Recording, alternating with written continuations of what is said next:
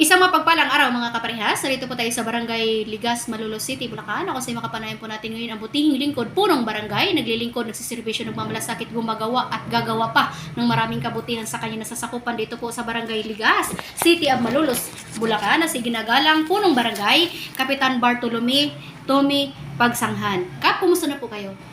Okay naman po, kahit po madaming mga problemang inaayos naayos naman po ng matiwasay. Napagkakasundo namin lahat ng mga nagkakaroon ng problema sa kanilang pag-uusap o kayo may utang. Salamat po na basta po dumaan dito sa aming barangay, umuwi po silang nagkasundo na. Wow, alright. Okay. Pero kapay tanong ko lang po, bilang ating, sabihan ng success bilang punong barangay, so ano po ba ang ating karagdagan pang mga programa na ihandog natin para sa ating barangay Ligas sa ngayon? Yung pong unang-una, yung pong katahimikan ng barangay, yung malupo tayo ng, ano ba yun, yung alas 10 lang, yung mga Curfew. menor de edad, Curfew hour. curfew hour, yun. Pag po sila tatambay-tambay sa hinuhuli po ng talaga ng ating barangay tanod. At ililista na gano'n at first attempt. So kung meron po kayong first offense hanggang third offense, napalala sa ating mga kabarangay. Pag po yun nag-third offense na, pinagko-community service po namin. Pinaghahawa namin ng sapa, pinagbuhukay namin ng kanal, paglilinis ng kanal, ng mga kanal ng tubig. Okay, bilang parusa, kung ba maglilinis po siya sa ating barangay. Community service. Alright, okay. Nga po, nabanggit natin for the Peace and Order Cup, so ano pong mga minimal na kaso na hinaharap niyo po sa ngayon? Sa nabanggit niyo po kanina na paglabas po ng barangay, kung may, inyo po, nakausap natin sila na naaayos na po. So ano mga kaso na meron po tayo dito sa ngayon?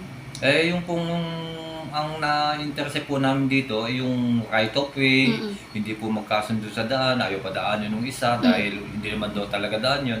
Ginagawa po namin ng mga documentation na kung ano talaga yung kung wala man talagang right of way, pagkakasunduin namin sila na bigyan ng right of way. Alright, okay. Pero may tanong ko lang po, regarding dyan po sa ating nabanggit nyo kayo na sa mga kaso natin as a minimal, ano pong mga nabigyan nyo pong certification to file action ng mga kaso dito sa barangay natin? Certificate of meron na po ba? Marami. Tulad ng ano po? Yung halimbawa, magkakapatid, may nagbenta ng lupa. Okay. Hindi binigyan yung mga kapatid.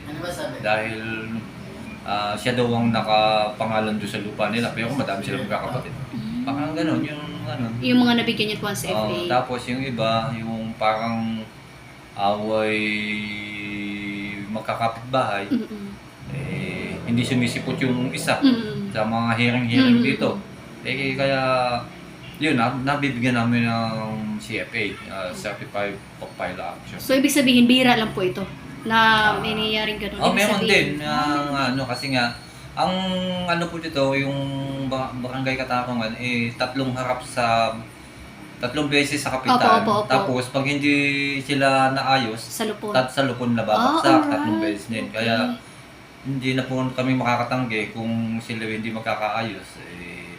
Binibigyan na po namin ng CFA. Okay. Pero kung para sa inyo bilang ating lingkod po ng barangay, matatawag po natin na very peaceful po ang Barangay Ligas?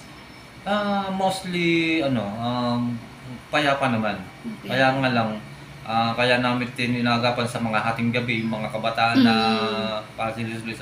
Yun ang nagkukuha ko ng problema yung mga kabataan na mamaya nag-away-away, kung minsan may napagtripan. Ganon, kaya pagsapit ng alas 10 at nasa pagala-gala pa sila, sinisita at kinakausap ng ating mga barangay tanod. Wow, alright, okay. So dito naman po tayo regarding naman po sa ating kalinisan sa ating nasasakupan na barangay, sa environment naman po tayo.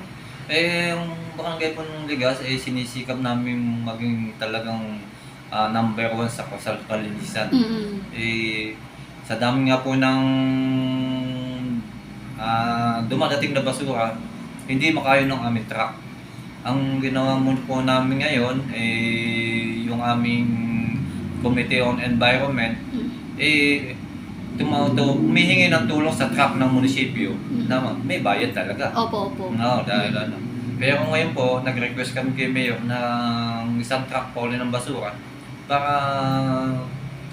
dalawa yung truck namin gagamitin kasi yun, alaman namin sa ibang mga barangay, ang truck nila, 2 o 3 truck ng basura. Garbage truck. Hindi sila nagkakaroon ng problema sa sa basura. Pero sa pag-iikot natin, wala naman po mga basurang nakatambak-tambak sa bawat kali dito kasi nakahakot naman po ng mga eco-aid natin o mga eco-man, di ba? Opo, basta po schedule. Ang ano po, 5 street po kasi ang Ligas. Oo. Pag Lunes, ilang-ilang street. Pag Martes, kamukha ngayon, Martes, Kampupot Street. Opo, opo. At pag yung Miyerkules, Rosal Street. Sumunod, yung Camia Street. Tapos yung Sampaguita Street. Yun po. Mayroon pong kanya-kanyang araw ang kuha. So matatawag po natin, daily collection. Kumbaga, daily collection. araw-araw po ang pagkukoleksyon ng basura, no? Oo, ganun po. Alright, kaya pala po natin hindi po yung kalinisan. Alright, Kaya okay. nga po, ang sinasabi namin sa mga may bahay, na pag hindi pa ako ng collection sa inyo, huwag muna yung lalabas sa kasada yung mga basura. Tama, tama. Para kasi muna, inaano ng aso yung... Kinakalat. Oo. Tsaka huwag yung plastic ang paglalagyan. Sako na nakatali. Alright. Kasi nga po, naano ng aso, nagkasabog lang ang kalat. Lalo yung mga... Okay, okay po. Pero kumpara sa inyo, dito po sa ating bilang kayo ang puno ng pong barangay dito sa Barangay Ligas sa ngayon, ano po ang karagdagan niyo pong priority pa sa pag-unlad pa lalo ng ating nasasakupan na Barangay Ligas? Kasi nga agriculture lang ng Yes, Ligas, opo. nano namin yung tinutukan namin kung paano talaga yung tamang pagsasaka. Okay. At saka yung masipag kaming sa mga ating gobyerno na matulungan sila yung pamimigay ng binhi, tapos yung pamimigay ng pataba na susuporta sa kanilang yung mga compost, nabibigyan kami ng gobyerno. Alright. At kasalukuyan kayo din po, Kap, ay namamahagi. Alright. Ng mga punla matawag doon, opo. Yung mga seeds po na, seed ng talong. Pananim na.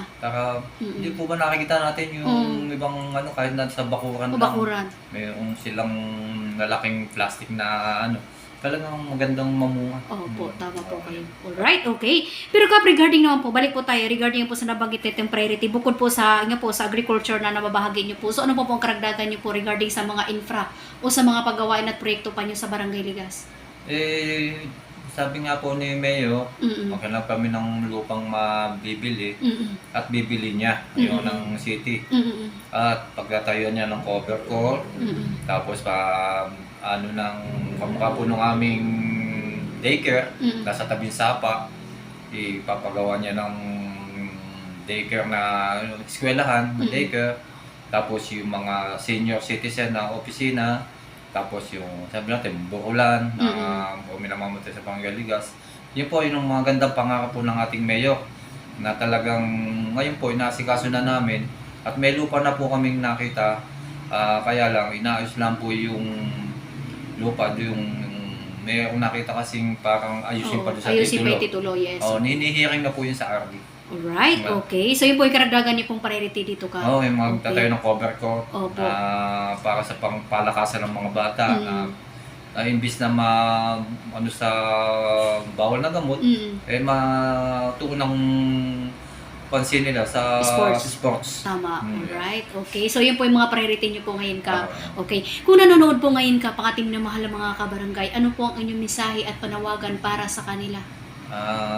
Sana mga kabarangay, tayo, ibig sabihin, tulong-tulong tayo. Ibig sabihin, kung kami naghahangad ng kapayapaan dito sa Ligas, siguro po, subaybayan niyo po yung mga anak niyong minor de edad, huwag niyo na palalabasin pag ating gabi na pwede naman po sa araw lang naman, Tapos po yung mga may video dyan, okay man, hindi naman po masamang mag-video kaya nga lang po, pag po alas 10 na ng gabi, ating gabi, wag na po nating sanang antayin na may magreklamong mga kapitbahay at tatawag sa barangay at pupuntahan po sa talaga ng barangay tanod dyan. Dahil may nagreklamo. Kaya lang po pumupunta yun, may nagreklamo. Minsan nga teka Camila, pinag-iinitan mo, yung isa ka, nagbibideo ka din doon ating magdamagan ka. Bakit ka ako, nagreklamo ba kayo? Hindi naman kayo nagreklamo, kayo hindi na pupunta ng Barangay Tanod. Oo, ganun ng katwiran. Basta po nakakapulawat, magreklamo ko lang kayo sa barangay, aksyonan po namin. Right, okay. So ano naman po inyong mensahe Kap sa inyong masisipag na mga barangay worker at kasama po dito ang mga kagawad? Ano naman kami, talagang active at saka supportive po sila kahit po kami magkakaiba ng siyempre nung kami kumandidato iba-iba kami pangkat dahil po kami ang napili ng sambayanan ng Ligas tulong-tulong po kami sa mga problema kung paano malulutas. Wow, alright, okay.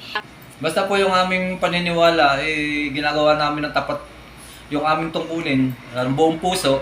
Basta po magaling, sa ligas ng galing. Wow! Alright! Okay, yun po ang pinakamagandang mensahe ng ating butihing lingkod po ng barangay dito po sa Barangay Ligas, Malolos City, Bulacan. Talagang mapagmalasakit, naglilingkod at may loyalty at transparency sa pagsiservisyo dito po sa Barangay Ligas. Magandang araw po mga kaparehas. Lay Castro po ng Parehas News. Ingat-ingat po kay Kap and your family. God bless us all.